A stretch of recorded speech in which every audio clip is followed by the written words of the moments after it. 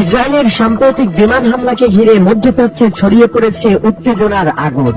উত্তর কোরিয়া এই হামলাকে মানবতার বিরুদ্ধে অপরাধ হিসেবে আখ্যায়িত করেছে।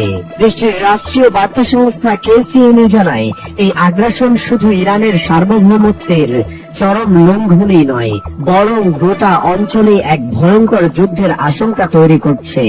উত্তর কোরিয়ার পররাষ্ট্র মন্ত্রণালয় কড়া ভাষায় এক বিবৃতিতে জানায়, ইসরায়েল আজ কেবল একটি রাষ্ট্র নয়, বরং মার্কিন যুক্তরাষ্ট্র ও পশ্চিমা শক্তিগুলোর পৃষ্ঠপোষকতায় মধ্যপ্রাচ্যের জন্য ক্যান্সারের মতো এক সত্তা হয়ে উঠেছে।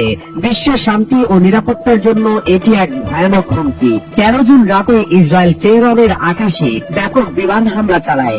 লক্ষ্যবস্তু ছিল সামরিক ও পরমাণু স্থাপনা। হামলায় ধ্বংস হয় গুরুত্বপূর্ণ অবকাঠামো, নিহত হন একাধিক শীর্ষ সামরিক কর্মকর্তা ও পরমাণু বিজ্ঞানী।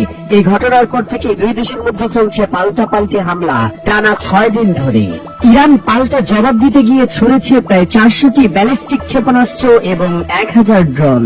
যুক্তরাষ্ট্রের CNN কে দেওয়া সাক্ষাৎকারে ইসরায়েলি সামরিক কর্মকর্তারা জানান, এর মধ্যে অন্তত 20টি ক্ষেপণাস্ত্র সরাসরি আঘাত হেনেছে বেসামরিক এলাকাগুলোতে।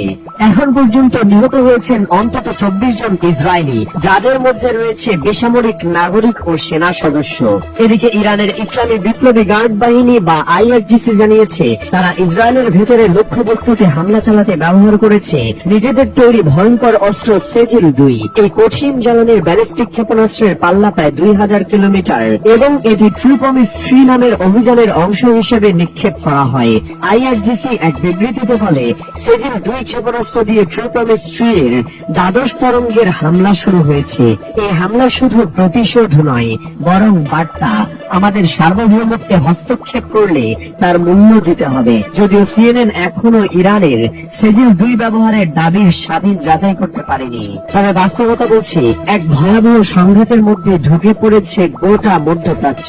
পরিস্থিতি এমন জায়গায় পৌঁছেছে যেখানে যে কোনো সময় এই সংঘাতে সরাসরি জড়িয়ে পড়তে পারে মার্কিন যুক্তরাষ্ট্র।